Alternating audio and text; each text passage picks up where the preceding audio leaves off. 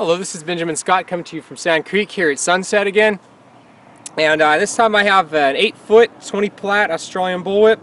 This is one of my favorite whips. It's about 8 years old. One of the ways I make whips when I do it, I make whips to volley. I want my whips to be able to volley back and forth rapidly for performances and things like that. I do at schools.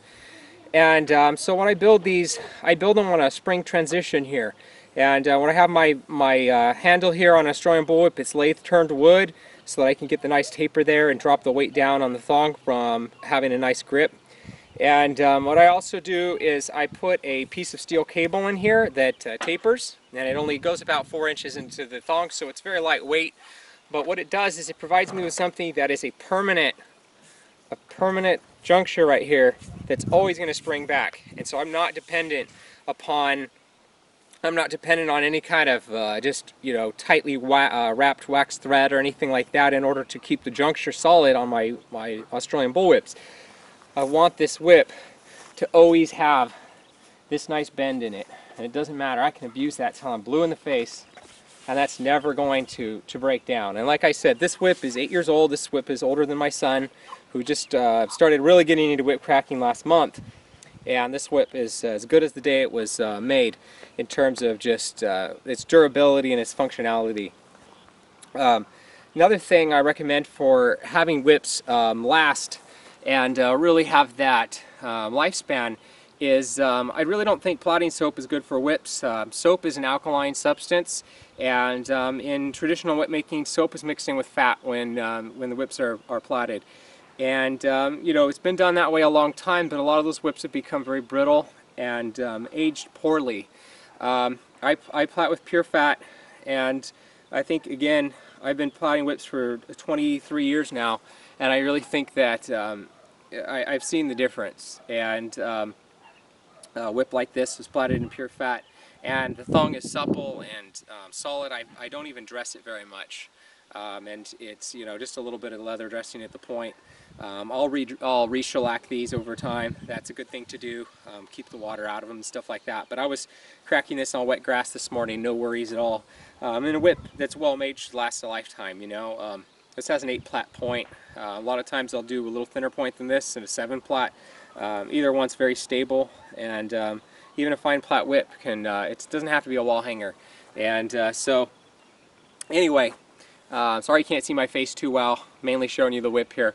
But a whip like this, 8 foot long, it's balanced just real nice, feels great in the hand, and it has a real respectable power. So I'm going to show you some of the things you can do with it. Similar to the 9.5-foot whip I showed in the other video, but it's a little easier to use, a little quicker. Real easy, real light.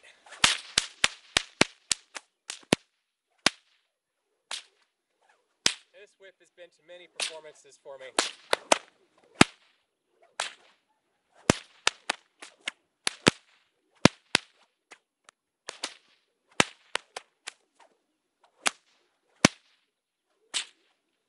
I'm just messing around.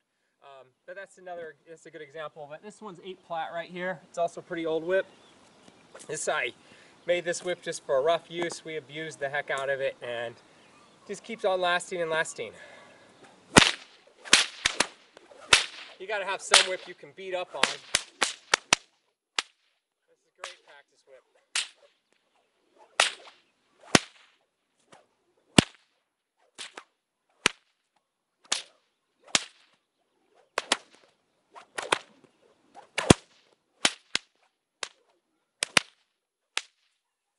Anyway, both those are really fun. This has got to be my favorite.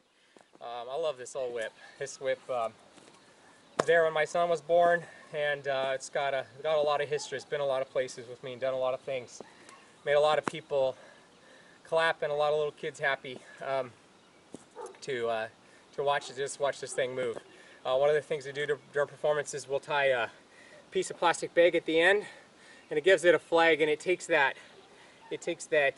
demonstration with the crack out, and it just makes it all that much bigger, and it gives it more of a visual. It's so that you can see what the whip's doing. What I'm going to do is I'm going to get a bag and I'm going to tie it on here, and I'll show you in the next video. All right, I tied the bag to the end, to the flag to the end of the 8-plait Australian bullwhip here to give it more of a visual demonstration rather than the audio. And it really shows the beauty of these cracks. This is a little shorter whip. It may not be quite 8 foot, but anyway.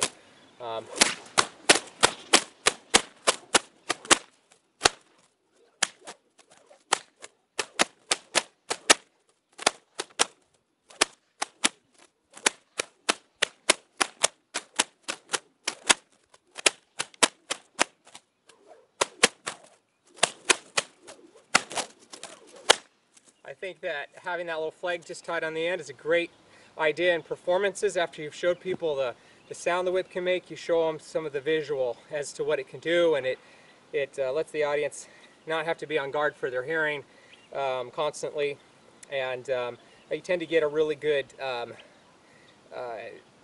really good feedback from the audience that they really enjoy that part of the show.